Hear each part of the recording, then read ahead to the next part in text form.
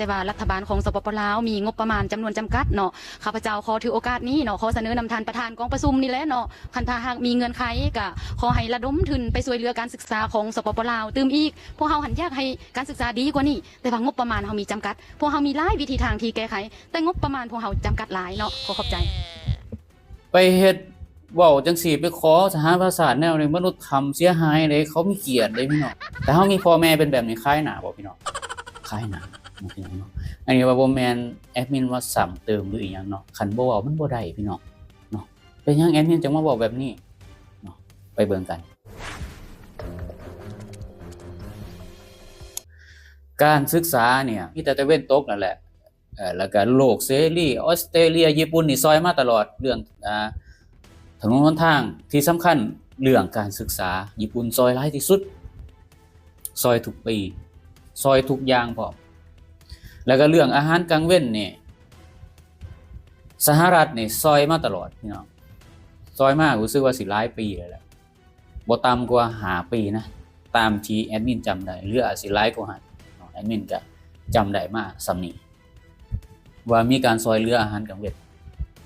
แต่บ่ฮู้ว่ามีแขวงไหนเมืองใดเนาะได้รับอาหารกลางเว้นเนาะหรือบ่เพราะว่าเรื่องอาหารกลางเว้นนี่เขาพัฒนาไปฮอดไสแล้วประเทศไทยก็กินข้าวฟรีอยู่ในโรงเรียนทุกจังหวัดเลยพี่น้องคนเรายังบ่ฮู้บ่ว่าประเทศไทยนี่เขามีอาหารกลางเว้นอาหารข้าวเที่ยงกินฟรีแต่ว่าคนลาวเฮาสหประชาชาติเขาพยายามผลักดันพยายามซอยเหลือมาตลอดเพราะว่าล่าสุดนี่สหรัฐอเมริกาได้ตัดงบไปแล้วเนาะก็บ่มีหม้องแหละบัดนี้บ่มีหม้องสิเอาเงินมาจุนเจือในครอบครัวในประเทศก็ว่ากันได้เพราะว่าเงินเนี่ยแต่ละสมัยของรัฐบาลนี่มากอบโกยกินเงินช่วยเหลือพี่น้อง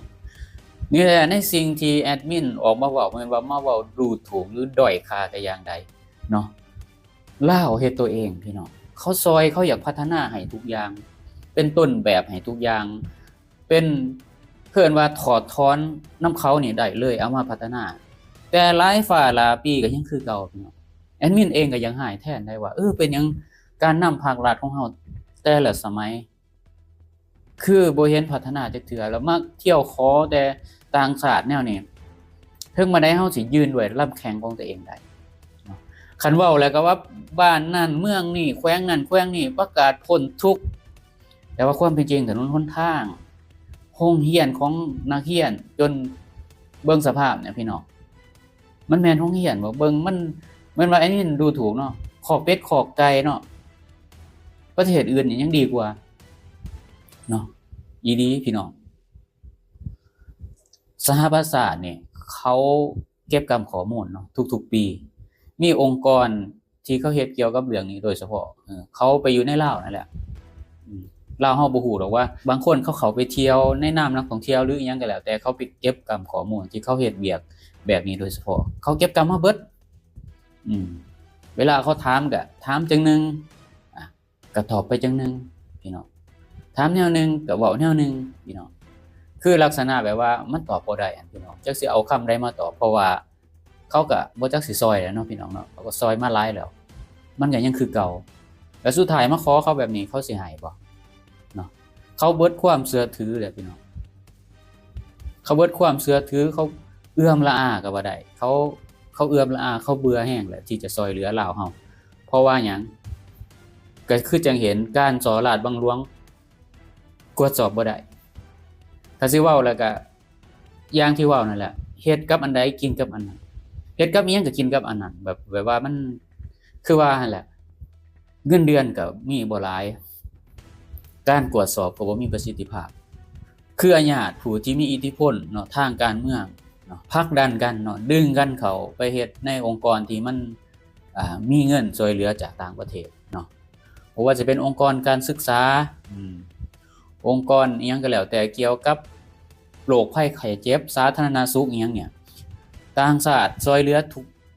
ทุกองค์กรทุกกระทรวงก็ว่าได้เนาะองค์กรใดมีเงินองค์กรใดถูกต่างชาติให้การช่วยเหลือน่ะองค์กรนั่นแหละสิมีลูกหลานผู้ที่มีอิทธิพลน่ะ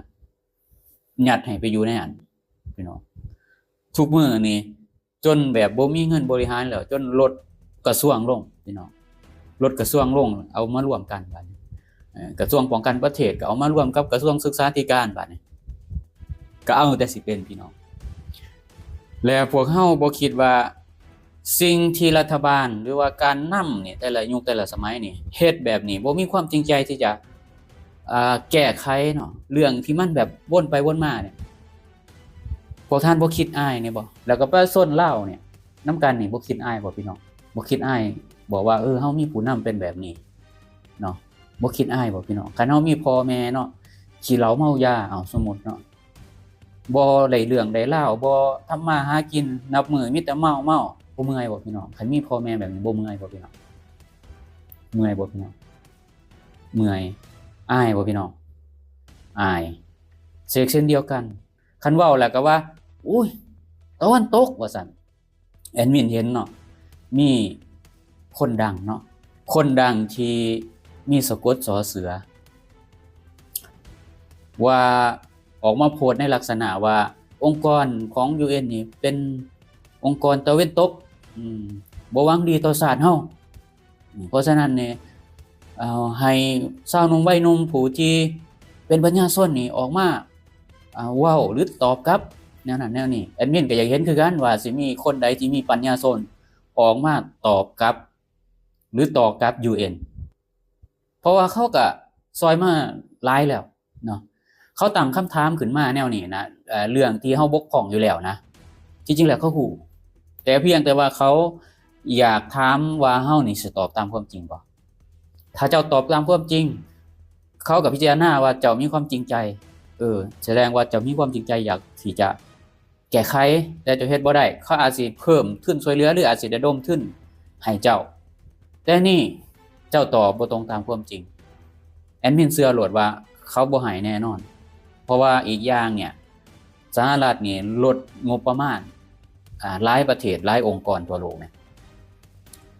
เขาสิเอางบป้าไว้ในสิ่งที่จำเป็นเพราะว่าทุกมื้อนี้มีเกิดสงครามหลายแล้วแต่นี่ต่อไปผลกระทบเนาะสปปลาวอาจสิเกิดขึ้นเพิ่มขึ้นเพราะว่าที่ผ่านมาสปปลาวได้กินเงินที่เขาช่วยเหลือเด้เขาก็พยายามให้แก้กฎหมายเนาะโดยเฉพาะเรื่องสิทธิมนุษย์นี่เขาพยายามให้แก้ได้พี่น้องเขาพยายามให้แก้แล้วในเมื่อเขาถามแล้วเนาะในสิ่งที่เจ้าเฮ็ดบ่ได้บ่แม่นว่าเขาอยากมาจ่อจี้เพื่อว่าให้เจ้าเสียหน้าหรือให้เจ้าเสื่อมเสียแต่อย่างใดได้บ่แม่นแนวนั้นเพราะว่าเขาเอื้อมละอาเขาซอยมาหลายแล้วคันเจ้ามีการที่แบบว่าเดือดร้อนขึ้นมาบ่ส่วนเดือดร้อนขึ้นมาเจ้าก็ต้องอาศัยเขาเจ้าก็ต้องไปร้องขอความช่วยเหลือจากเขาคือเก่าประเทศลาวมีทรัพย์สมบัติหลายบ่พี่น้องหลายองค์กร UN เขาฮู้บ่พี่น้องฮู้เอาแล้วเป็นหยังคือบ่เอาสมบัติเหล่านี้นี่ไปขายไปแก้ไขปัญหาเฮ็ดบ่ได้พี่น้ององค์กรระดับโลกฮู้บ่ฮู้นี่แหละเขาจังกดดันเขาจังตั้งคำถามขึ้นมาเพื่อให้เจ้านะรู้สึกว่าต้องกลับไปแก้ไขแล้วเนาะแต่ว่าพวกเจ้าผัดคิดบ่ดีว่าเขาเนี่ยต้องการอยากมาลบล้างพวกเจ้าเฮ็ดให้พวกเจ้าเสียเกียรติทั้งที่ฮู้ว่ามันเฮ็ดบ่ได้ก็ตั้งคำถามขึ้นมาเฮ็ดหยังจะมีเจตนาหยังอีหยังประมาณนี้นะในโพสต์ของคนที่มีตัวอักษรสเนี่ยโพสต์แบบนี้เนาะรัฐบาลลาวพยายามสิแก้แล้วเพิ่นว่าบ่มีไผบ่อยากเฮ็ดให้ประเทศของตัวเองให้มันแย่ลงดอกไผก็อยากให้ประเทศของตัวเองนั้นให้มันดีขึ้นแม่นไผก็อยากให้ครอบครัวของตัวเองดีแม่นบ่ล่ะแม่นเป็นหยังสิบ่แม่นแอดมินก็เชื่อว่าแม่นแต่ว่ามันเป็นในความคิดเท่านั้นแต่ถ้าการปฏิบัติเด้บัดเอื้อยน้องสมมุติเนาะเป็นครอบครัวเอื้อยน้องคนนั้นคนนี้ก็ต่างกอบโกยก็ต่างไผก็ย่านกันลืนก็ต่างแต่โอ้ยเจ้าได้หลายข่อยได้น้อยทรัพย์สมบัตินี่ก็เลยแบบสิเฮ็ดจังได๋ล่ะแต่ว่าลูกเต้าแต่ละคนเป็นจังได๋ฮู้บ่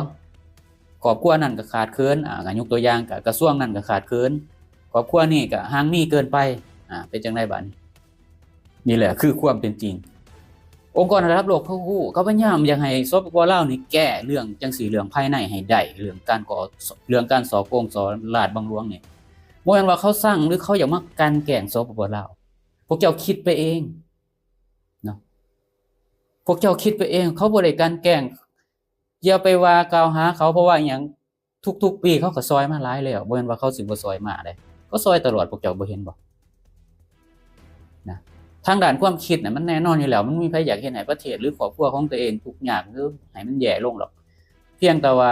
ควบคุมบ่ได้ยกตัวอย่างเนาะประเทศเฮามีทองคำหลายบ่บ่อแฮต่างๆนี่หลายบ่หลายพี่น้องบ่แปลกใจว่าเป็นหยังประเทศลาวนี่คือบ่ขุดเองคือบ่หาวิศวกรคือบ่หาวิชาการคือบ่หานักวิทยาศาสตร์คนคิดด้วยตนเองเป็นหยังล่ะแปลกบ่พี่น้องแอดมินว่ามันบ่ได้แปลกพี่น้องคันเขาจะเฮ็ดเขาก็เฮ็ดได้แล้วบ่นำขึ้นมาเป็นกฎหมายพร้อมบ่ตั้งกฎหมายขึ้นมาห้ามขายบ่อแฮให้ต่างชาตินอกจากเขาต้องปรุงแต่งเองมีบ่กฎหมายก่อนบ่มีขุดค้นก็ว่าทดลองเฮ็ดอิหยังก็ว่าทดลองเพราะว่ามันบ่มีกฎหมายควบคุมเราเป็นหยังบ่พากันร่างกฎหมายข้อนี้ขึ้นมาแล้วก็ซอยกันปกป้องสร้างขึ้นมาติล่ะนักวิชาการน่ะมันสร้างบ่ได้ยากหรอกส่งไปเรียนปี2ปีก็ฮู้แล้ว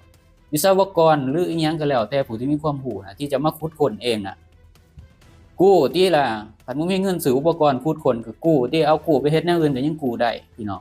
ไปยังบ่เฮ็ดล่ะแปลกว่าพี่น้องมันสิเฮ็ดได้จังได๋ก็เพราะว่าหยังเพราะว่าแต่ละเมืองแต่ละแขวงน่ะเขาบ่ต้องการให้เฮ็ดเพราะว่าแขวงของข่อยมีทองคำหลายมีเงินหลายแขวงของข่อยมีเกลือกาลีหลายต่างคนต่างแบบสมบัติของบ้านข่อยของเมืองข่อยของแขวงข่อยน่ะแล้วเอาไปเอามาก็เลยตามเลยบัดนี้งบประมาณกลางจะเอาไปซ่อมถนนหนทางก็บ่มีก็ต้องให้แขวงแต่ละแขวงรับผิดชอบกันเองพี่น้องแต่สุดท้ายมันก็เรื่องบ่อแฮต่างๆมันก็เลยบ่ได้เอาขึ้นมาเป็นกฎหมายพี่น้องสิขุดค้นจังได๋ก็บอกว่าเป็นการทดลองเขาเอิ้นว่าเลี้ยงบาลีสิขุดค้นให้ตายก็บอกว่าเป็นการทดลองแม้แต่ตัดไม้ก็ยังเอิ้นว่าการทดลองเนาะจนมีคำห้ามเนาะฉบับเลขที่15ทับนอย่อห้ามตัดไม้ว่าซั่นก็สิว่าเป็นกฎหมายก็บ่แม่นอีกเขาก็หาวิธีหลีกเลี่ยงก็ยังเฮ็ดคือเก่าทุกมื้อนี่แหละความจริงมันเป็นแนวนั้นบ่มีไผชาติตะวันตกเขามาเกลียดชังพวกเจ้าดอกเขายังให้พวกเจ้าปรับปรุงเปลี่ยนแปลงแต่พวกเจ้าเฮ็ดบ่ได้ความหมายมันเป็นแนวนั้นโอเคสำหรับมื้อนี้ขอมุกขอบใจขอบุญขอบคุณสำหรับ FC ทุกท่านที่เกียรติเข้ามาตามทางรับชมหรือกดไลค์กด Subscribe เพื่อสิได้บ่พลาดคลิปต่อไปอีกต่อไปสำหรับมื้อนี้ขอกล่าวคำว่าสวัสดีครับสบายดีบาย